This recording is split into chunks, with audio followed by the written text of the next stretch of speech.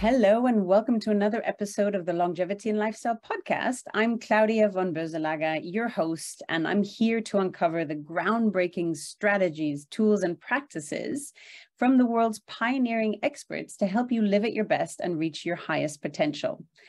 Have you ever wondered how love and longevity are connected? Well, this is exactly what my guest today, Dr. Molly Maloof, Stanford University professor, pioneering physician, technologist, and entrepreneur, is working on, and we discuss. So you can learn today all about how to build stronger and healthier connections, why relationships should also be considered as a health area to optimize, solving trauma with psychedelics like MDMA, how oxytocin is linked to childhood trauma, the role of relationships in metabolism, how to build connection in a constantly changing world, and much more. And don't forget to please help spread the word and share the show with family, friends, and colleagues. The more people we can help with the message, the better place the world will be. So thanks so much for sharing. Please enjoy. Welcome to the Women for Longevity Club. We are talking about love and longevity today, which I'm really excited about with Dr. Molly Maloof. Such a beautiful, amazing topic. Dr. Molly Maloof, maybe you can give a quick introduction to yourself and then we can kick off. Sure. So I'm a medical doctor by training. I spent about 10 years in Silicon Valley in San Francisco, working with executives, investors, and entrepreneurs, helping them to optimize their health. I have also worked with over 50 companies in the startup space, as well as a few big brands, helping with product development, clinical strategy, scientific marketing, clinical research.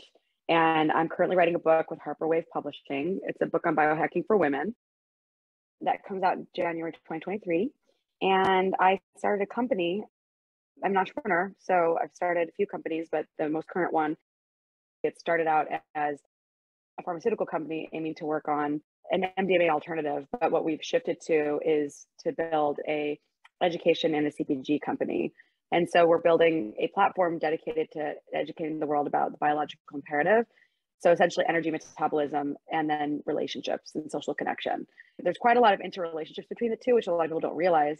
And so we're building this education platform around that. And we're also building CPG products, including a legal version of a legal experience similar to MDMA, so legal Molly, and as well as food products. So that's what I'm up to, and I'm happy to be here today.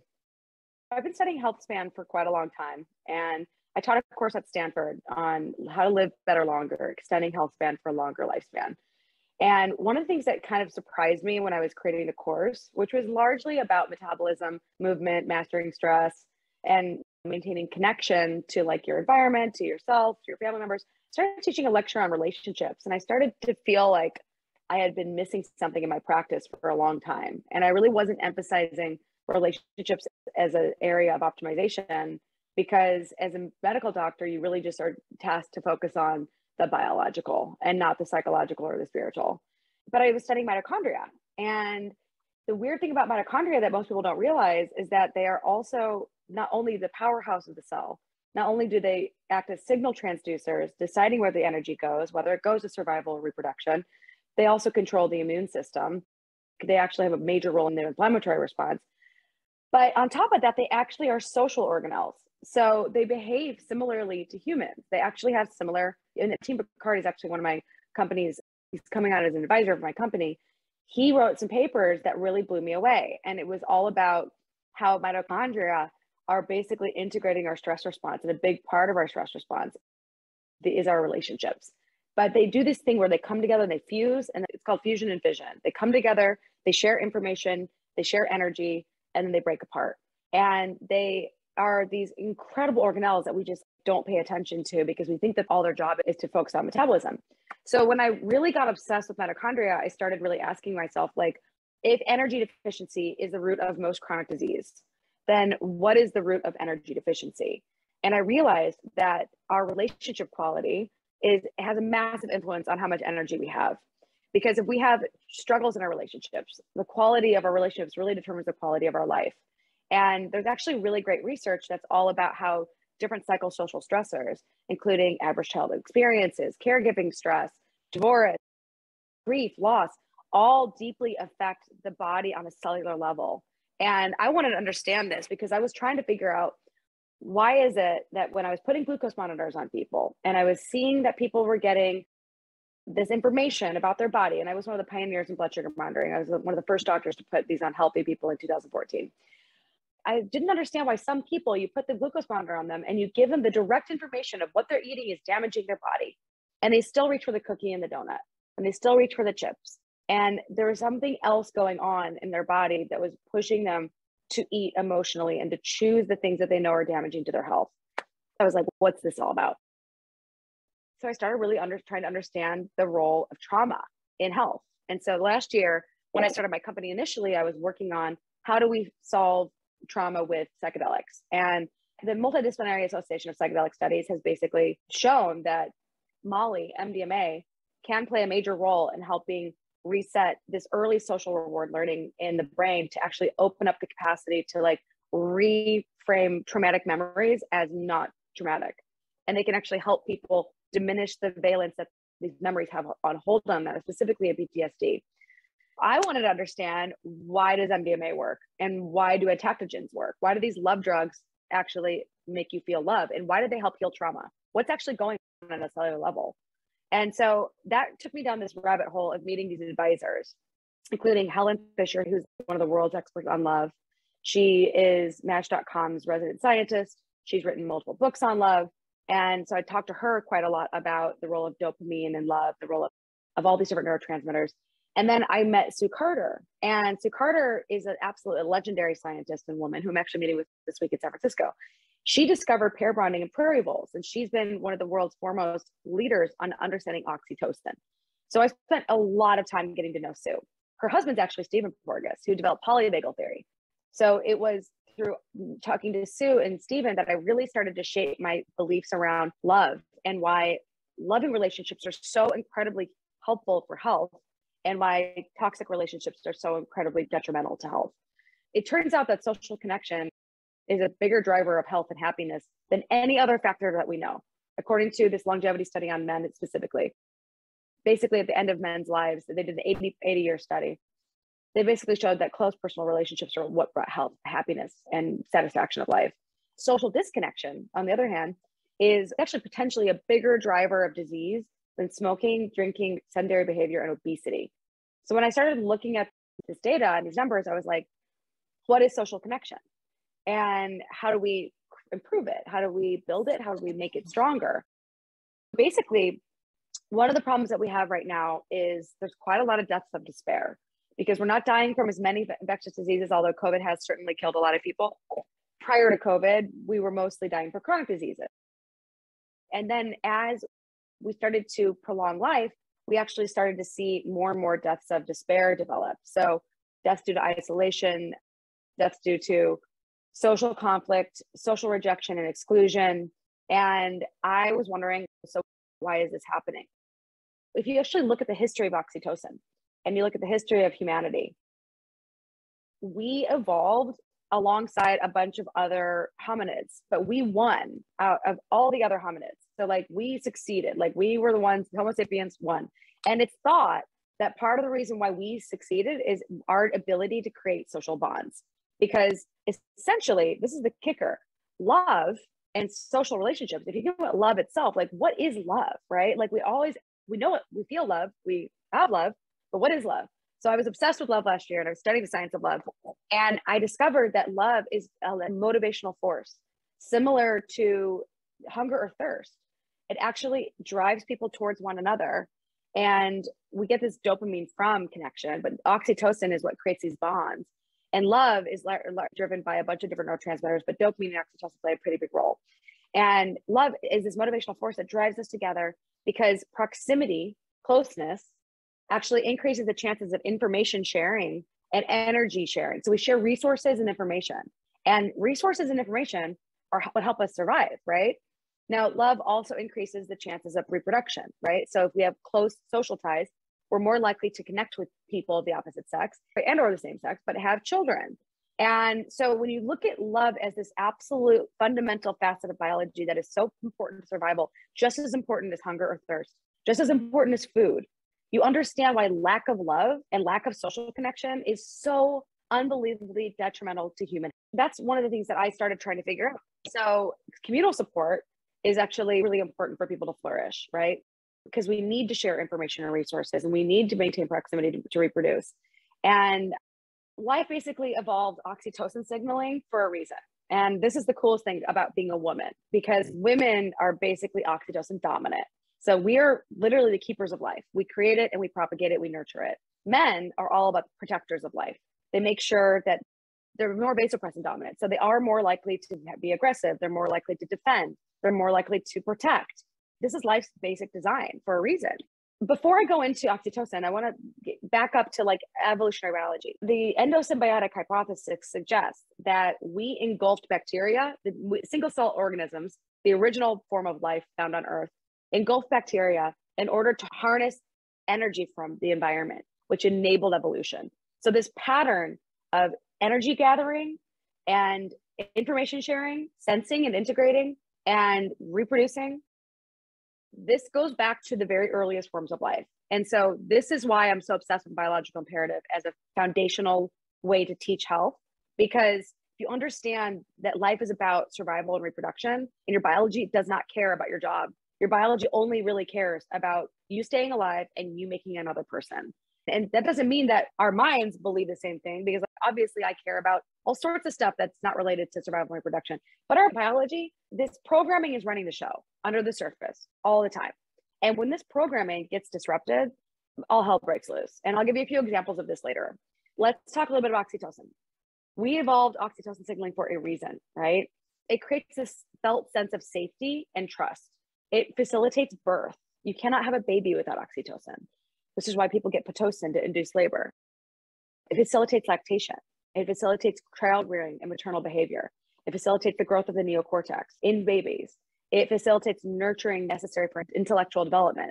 It facilitates social sensitivity and attunement necessary for human sociality and pro-social behaviors, which is also mediated by dopamine. It facilitates sexual behavior and orgasm. It facilitates partner preference. It facilitates pair bonds and familial bonds. So like literally this hormone is like what ties us together. And that's why when I met Sue, she's really hammering this into me. Initially I was like, why do you care so much about oxytocin? But the cool thing about MDMA is that it releases a ton of oxytocin. And it's thought that basically oxytocin is an important target and mediator of experience-dependent learning in early life. And it affects adulthood because the early environment programs adult levels of oxytocin and oxytocin receptor activity. And so early life experiences can change the methylation status and set you up lifetime functioning of oxytocin system, this is part of the reason why adverse childhood experiences are so fundamentally detrimental to long-term health, because they will like childhood trauma can actually contribute to methylation of the oxytocin receptor. And especially in kids with autism, there's actually evidence that in autistic kids, they have extra methylation of the oxytocin receptor. And it's thought that this receptor being open for business, able to be touched by the oxytocin, it's basically thought that that's what mediates the ability for us to feel these connections and the safety and this feeling of being connected to our family, our friends, and our parents. So the thought is that MDMA can reopen this critical period of social reward learning and enable people with trauma from whatever path part of their life to potentially reprogram that trauma, not as fearful, but as just another life story that they have. Let's get a little bit into the role of relationships in metabolism, right?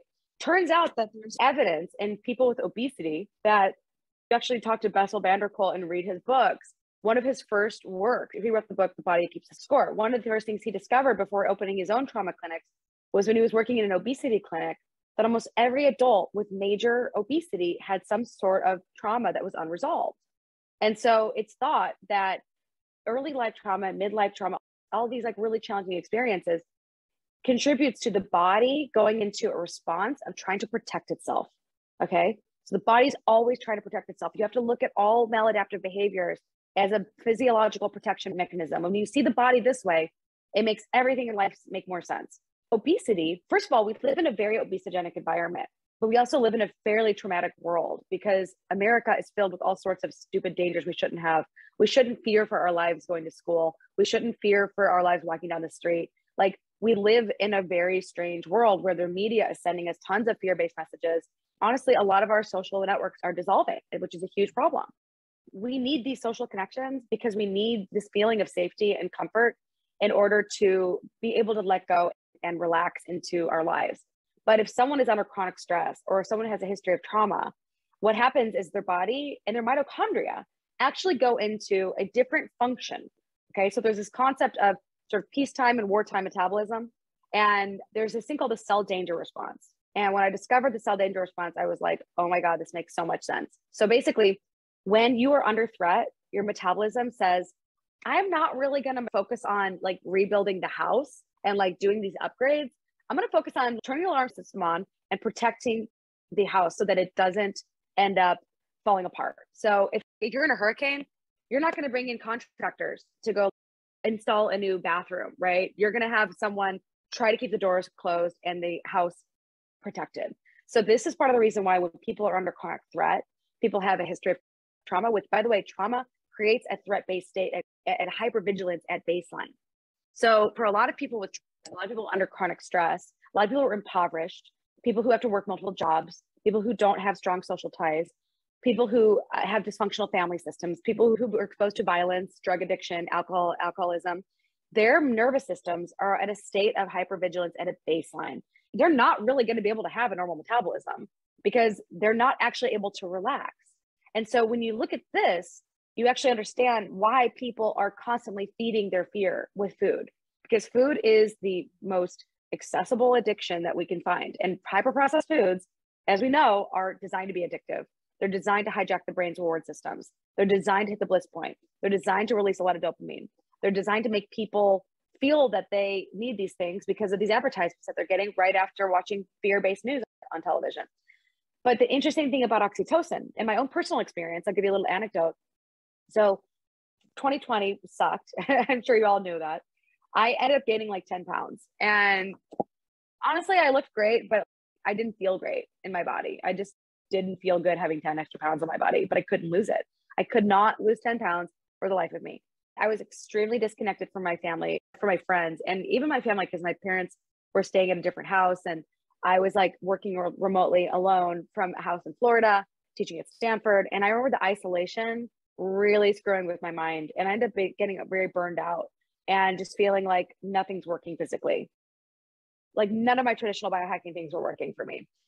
So 2 months go by, I decide I'm going to leave the Midwest and go back to California and start visiting my friends in different cities.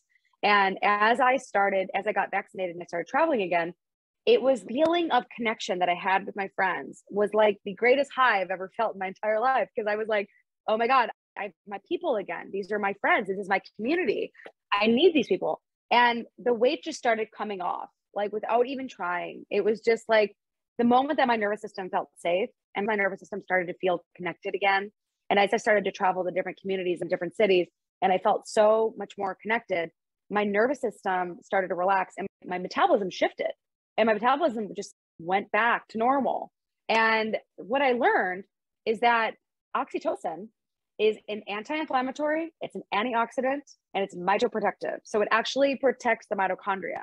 And the mitochondria, as I'm telling you, they're like basically telling your metabolism, they're responsible for whether your metabolism is like peacetime or wartime. Oxytocin is really interesting because it influences mitochondrial function. It's very cardioprotective as well. So it increases AMPK signaling, which increases autophagy. It increases insulin sensitivity. It increases UCP2, which decreases reactive oxygen species and decreases inflammation. It increases PGE2, which decreases sarcopenia, increases wound healing, increases repair of damaged myocardium and damaged cells.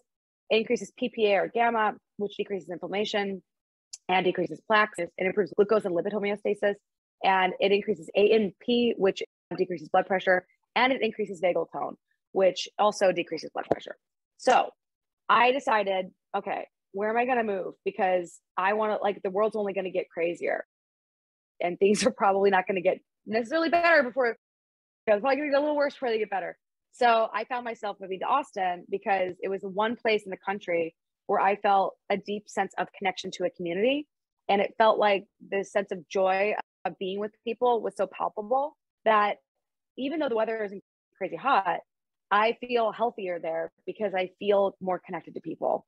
And now what I'm doing with my company is basically trying to take this knowledge that I just taught all of you and turn it into a course that teaches people the fundamentals of mitochondrial health and energy metabolism, and then social connection, sexuality, love, and attachment. Because I believe that if we can teach people how to survive and how to properly build these social relationships, whether you want to rehab kids or not, it's like really not the point. The point is that we are here to connect. We're here to live in a connected state. We're not designed to live alone. We're not designed to be isolated. The isolation of the pandemic was one of the biggest social experiments ever done, and it had massive ramifications for society. We've had record numbers of suicides, record numbers of drug overdoses. And there was an interesting article I read today in Time about how in the Philippines, there's essentially a lot of guns in the Philippines, but they have no mass shootings. And the reason why they believe that they don't have mass shootings in the Philippines is because of they really believed in social connection, and social relationships are really valued and families are very valued. And the idea of bringing this honor to a family is that people are super, super connected. They talk to each other and they would catch someone before they would end up causing a mass shooting. So it's really interesting to think about how we have a problem with mass shooting. One of the things that these kids have in common is they come typically from a broken home, from violence, from drug addiction, from abuse, neglect, lack of love, and they're not being paid attention to. And to me, if you look at some of the biggest problems of today, if we could really look at this problem of disconnection as like a thing that we can actually address, we could potentially improve life for millions of people downstream. We could really change the quality of life for many people for a lot longer. Thank you. So exciting, Molly. And thank you so much for sharing that. And I love the structure of walking through from the mitochondria to love and connection for the whole world, the meta view as well. I want to open to questions. Molly, I'd love to ask you as well, just exactly, is it a course you're creating? Yeah. So the course is basically going to be taught to people, and then anyone who takes the course, it can teach the course. And if you teach the course, you get paid to teach the course. So it's designed, actually, interestingly, the company is kind of designed with the same principles of mitochondrial function. So people come together, share information and resources, and then they break apart and they go off into their communities and share information and resources. And the idea is we want to create a health platform that's different than a lot of what we see in the world, because I was not taught sexuality, love, or attachment in medical school or college. I was not taught about energy metabolism from the perspective of like the relationship of our human relationships to our metabolism. I wasn't really taught about mitochondrial health. Almost everything that I learned after medical school, after residency. And I'm actually working with Harvard students to write a white paper on this theory, and I'm working with Princeton students to develop new questionnaires for social connection, so we can actually put on the website a way to evaluate how connected you are. And we are going to be teaching people about psychedelics. We are going to give people knowledge on how psychedelics have been used historically to enhance social connection through ritual. And so the way I see it, like psychedelics are used currently today in the pharmaceutical medicinal realm, in the spiritual realm. A lot of people are building psychedelic churches, and then recreational, of course, companies like Delic are all about partying, which is great. I actually think there's a role of health, partying and health. But what we're really aiming to do is figure out how do we bring people an understanding of how to create deeper connections in their communities with or without psychedelics. We're really teaching people. The most interesting thing I'm learning is like when you start learning some of the most basic communication skills that that can enhance relationships, even things that are designed for couples can totally translate to friendships. So like, for example, imago therapy by Harville Hendricks. It's so simple. It's literally the most simple thing. Like it's all about mirroring, validating, and empathizing. Okay. It's not rocket science. And yet I've started to use this in my conflicts with friends or colleagues. And I cannot believe the outcomes that I'm getting with people. It literally diffuses conflict so quickly because the other person feels seen and heard. So we're basically trying to give people, we're summarizing 50 books right now. And I already have this whole course that's been designed for Stanford. So we're breaking down the Stanford course into all the most actionable things. And then I'm also launching the course as is right now, because I had a waiting list of about 400 people. So we're launching the Stanford course just as is, because we're trying to get feedback this summer on what works, what doesn't work, what people like, what do they not like. And then I got about 20 people working with me on this course. So there's this incredible website called Handshake. So we recruited like top-notch students from all over, like undergraduates, grad students, and graduates from all over the country and world. And we've got 20 people working with us to really comb through the best research, summarize the best literature, and create this course that will be like, it's basically Human 101. It's like, how do you prepare for your life? And that's what the brand is going to be based off of. It's going to be very much based on love, connection, energy, metabolism. Because who doesn't want more energy and more love?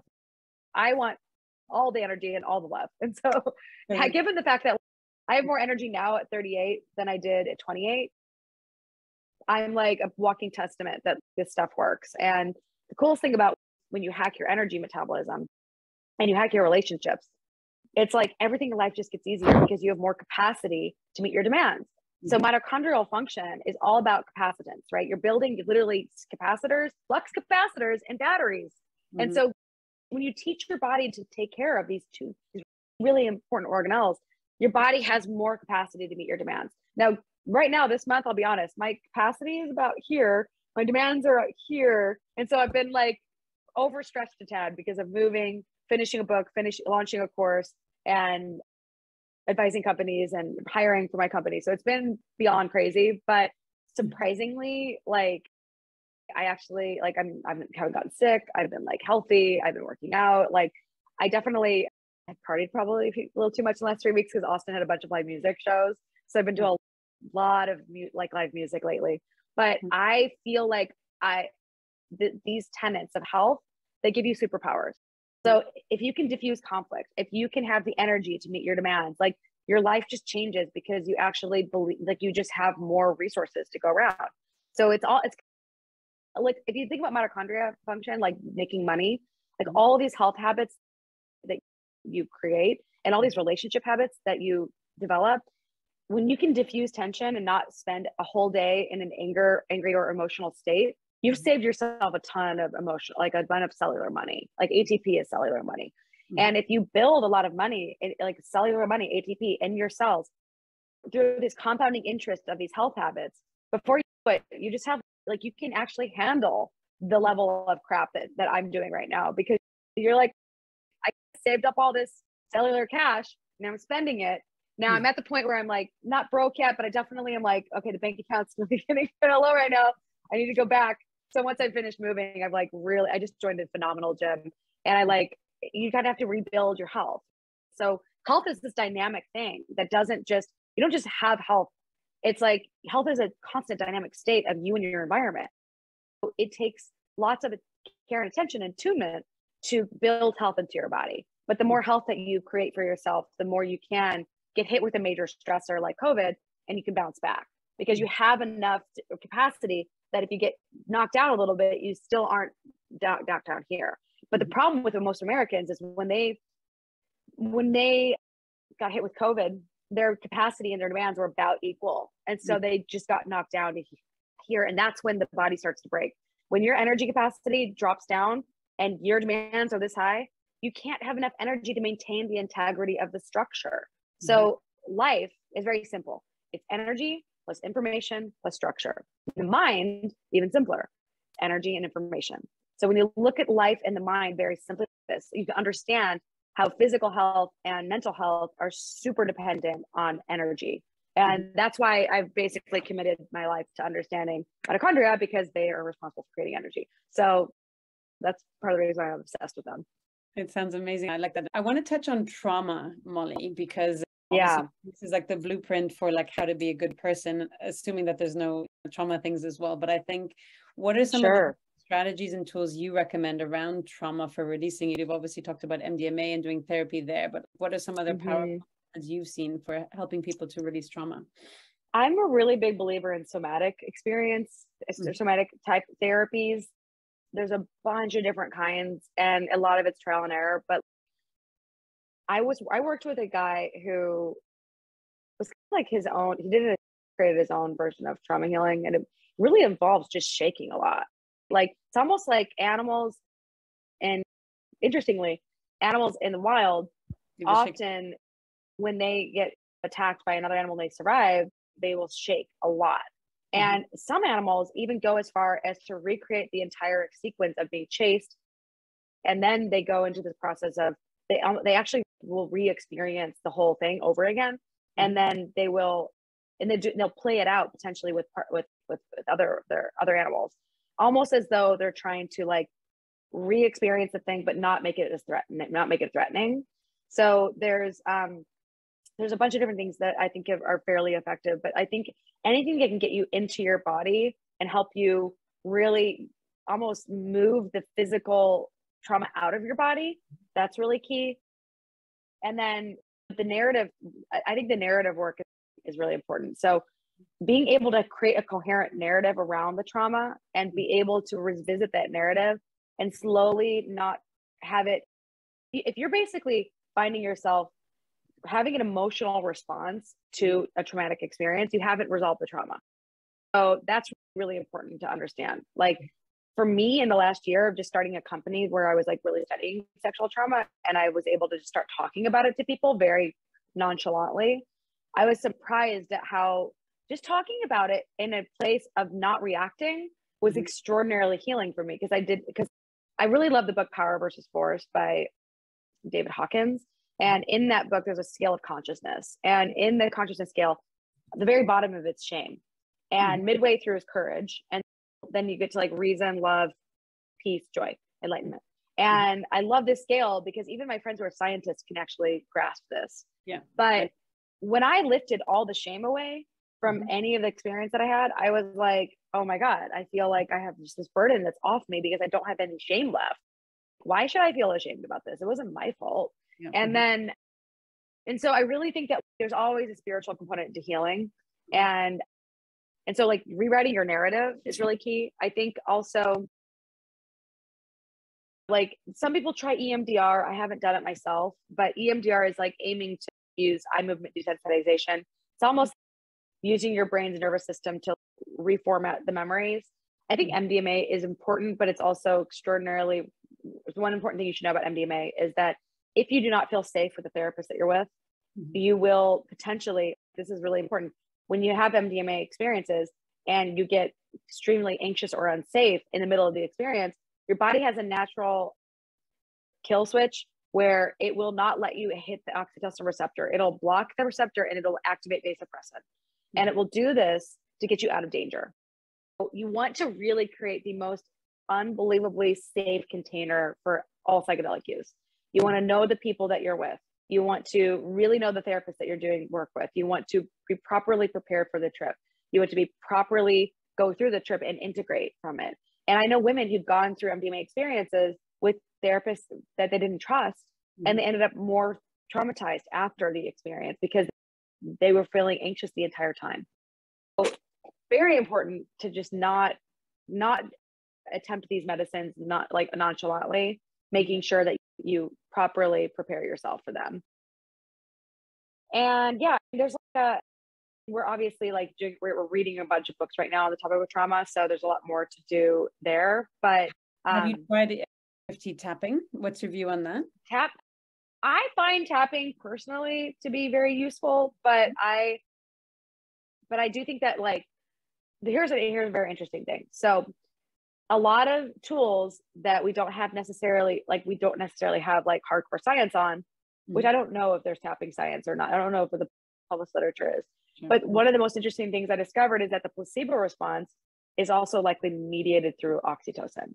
So the placebo response is all about expectation of improvement of health. And the placebo response is also highly dependent on the therapist and the trust you have for the clinician. And it's also highly dependent on the experience around the healing of the actual healing experience. So if you think about it this way, like a lot of the research on compassion in medicine is like actually demonstrated, and a lot of the research on placebo, the research suggests that like compassion, the placebo, and even gratitude, the underlying neurobiology of why this stuff works is oxytocin. So the theory is that oxytocin is nature's medicine. This is Sue Carter's paper. I recommend reading the paper by Sue Carter's Oxytocin, Nature's Medicine, and then Love and Longevity. Those two papers are particularly good because if you can understand a lot of these things that may or may not have good science can activate, but they can activate the oxytocin in the body and make you feel safe. That's lifting the stress on the body, enabling the mitochondria and the nervous system to relax, and enabling you to be able to start to heal. So I think, like, most importantly is you surround yourself with people that you can love and trust, and you find really good. One of the biggest factors in outcomes in healthcare and psychology is the relationship you have and the trust that you have with the person, right? So it's like the therapist or the doctor. So why is that so important? The hormone of trust is oxytocin, and oxytocin is very healing to mitochondrial function and enables the body to drop into a state of lowered hypervigilance and enables your body to start to do the repairs it needs to do. So this is my sort of grand unified theory of health. Whether or not I can prove it, I think I can. I think direct experience is all you need. And to me, but we are going to be doing research on our company. We're going to try to do a study with Stanford. And I think the more we align ourselves with these like top institutions and we create this consumer brand, but we back it up with the good science, the more we're going to be able to propagate. We can teach people that human decency and love and connection and kindness is the way to healing our communities and our society. And I don't think there's enough doctors like this doctor and enough therapists out there to be able to offer the kind of care that people need. So it's going to have to be through grassroots efforts. It's going to have to be through galvanizing community leaders and getting people to realize that they can be responsible for helping their communities heal and their friends and family heal. And like, it was really studying love and realizing that this one Dr. David Hawkins, he basically had a near-death experience and he almost died. And then he like saw the white light, came back to life. And since then, basically had a spiritual awakening. And he had insane outcomes as a psychiatrist. Like, he had incredibly profound outcomes and he barely prescribed any medication. And it was thought that in his books, his belief is that love is medicine and that his love is actually what led to the healing. And this goes back to Jesus, right? Like, it's very possible that like the scientific underpinning of love being about safety, being about helping mitochondrial function better, being about helping the nervous system relax, being cardioprotective, mitoprotective, it's very possible that we can literally feel love from people, right? Like, we can feel it when someone loves us, and that is healing. And so if we can get people to raise their consciousness towards love, which is really hard, by the way, because we're all tired, we're stressed out. There are days where I'm rude to people and I don't want to be because I'm just tired. And it's a daily practice though. Like, one of my best friends, and I'll just kind of leave you with this, is there's very little spirituality in medicine, but like, I have a few friends that are like genuinely enlightened. But one of them, I asked him, like, what do you think enlightenment is? And enlightenment is a verb. You have to practice it daily. The more that you behave in an enlightened manner, the more you are enlightened. Some people can be like that all the time. I have friends that like literally are just in a state of fundamental well-being 24/7. And they are genuinely like unshakable. Like, they are phenomenal people to talk to. But for the rest of us, enlightenment is a verb. We have to spend our time working up the ladder of consciousness, trying to be in a place of love, trying to move past just reason, trying to be in a state of love and peace. And if we as women can like band together and like really try to lift society up in this way, I think we could actually save our own country. And that's part of the reason why I'm on this mission. Wonderful. Molly, thank you so much. It's such a pleasure. Let's spread some more love today.